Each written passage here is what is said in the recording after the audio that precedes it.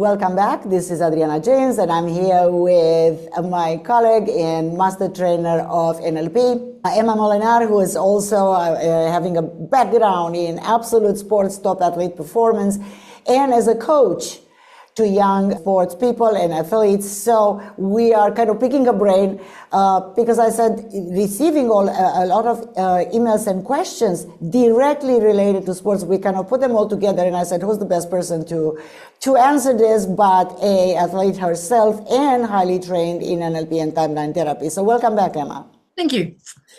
All right, so here is our next question. How to be a leader on the field without saying a word? I love this one. Whoever asked it is great. I think I've been a little cheated, but it's true. So what would you say? What would you say? Give us your wisdom. How to be, one of the key things really is that sometimes saying less is saying more. And I know this has been an expression, clearly.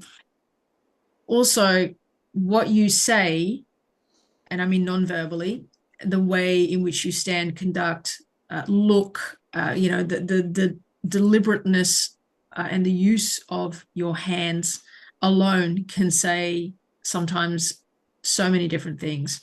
So being a master and being very mindful of what am I potentially portraying, because chances are it's a reflection of how you're feeling inside, is very, very helpful. So whether you're the coach or you're the athlete or you're an aspiring, leader, or you want to influence, whatever that may be, recognizing, well, okay, firstly, how am I feeling right now? And is that portraying in the most positive sense what it is that I want to portray? And sometimes they don't match. Sometimes we want to be very calm and measured, and we are anything but. Okay, it can happen. All right. So again, being in charge of your emotional state, or at least having the awareness to recognize when you're not in charge and what do I need to do to get back in charge. So that's definitely one, because the reality is, admittedly, there's a time and a place to potentially carry on for a bit, but once the moment's gone, it's gone. And if people continue to carry on, you lose respect, you definitely lose authority, and that has negative consequences. So being mindful of that. The other thing is, look, we all have traits, whatever those traits are. That there are things that you would class or would consider to be your strengths. And I'm not a huge fan of the word weaknesses. I would say weakness could be over strengths. Something that there's a flip side to that. Could be really valid and useful, maybe not always in particular settings. But so what are your strengths? What are the things that people, in a most positive sense, know you for? And what would be most on par with portraying that in a setting? If you're known to be energetic and all of a sudden you are super calm and maybe a little bit dopey, that may not quite go right. But again, there's a time and a place. So recognizing what they are and how you can portray them or I guess show them can be hugely powerful. So having an awareness of the fact that you communicate non-verbally, which is a lot, that is a big start. Well, in NLP, we know that about 93% of our communication is actually non-verbal. Exactly. Which is amazing, right? Because we feel see, when people have a conversation, they kind of feel the need always to, this space in between us needs to be filled with words all the time. Otherwise, I feel awkward.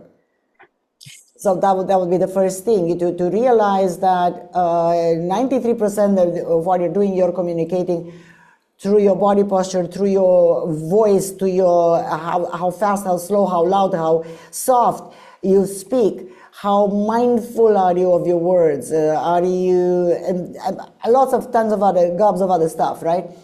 But that's first of all the awareness, the learning of that, I would say, right? Would you agree? Yep. And you mentioned earlier about the space, right? A lot of people feel that space needs to be filled. No, it doesn't. Shut up. Just don't say anything. Sometimes you just need to not say anything, because it'll provides the opportunity for the other person to sometimes self-reflect, sometimes to just, it could be a pattern interrupt, it could be a moment of, okay, a reassessment, whatever that could be. So there's so much power and so much that can come from deliberate silence that is probably underrated in terms of the use of it. So don't be afraid, just not say anything. From the point of view of being a coach, right? A sports coach. I'm an NLP coach, is in a way a sports coach, but okay, a sports coach, right? So you're working with these people. If you keep talking and putting the message out, and I know many people, that's the intention, and it should be there, it should be correct, right, from everything that we discussed so far. However, if at some point you virtually you are quiet, you zip it, there you can hear so much more because you're not busy with in your head with what you want to say. So you cannot, I'm very fond of saying you cannot hear anybody else unless you do shut up first. Yep. So imagine if you're a coach, you really need to hear what your team is saying. No, what are they really saying? And then you can intervene. Am I correct? I mean, it's simply mind stuff. Yeah. And look, this is a lot of the soft skills. And it's also not just your awareness of yourself, but also the ability to, for better lack of a word, read other people through sensory acuity, through rapport, that I'm not saying it's 100% accurate, because you still make an interpretation in your mind, and that could be mind reading. And there'll be some overlapping traits that people will exhibit that may indicate, they're happy, they're not so happy, they're excited, they're not so excited. Mm-hmm. And so the better you become at observing those things will 100% add to your ability to lead and influence. Yes, absolutely, because sometimes, as you know, as in life, not only in sports, but out of politeness or out of respect, people will give you nice, kind lip service. Everything's good. But if you notice, and if you learn, and you mentioned sensory acuity, you're going to be able to read what's behind the nice words. What is actually happening with this young person now and today? They may try to be nice and polite because they respect you. You're the authority figure. They maybe love you. You created a relationship with them, but they may not be willing to tell you that something's wrong.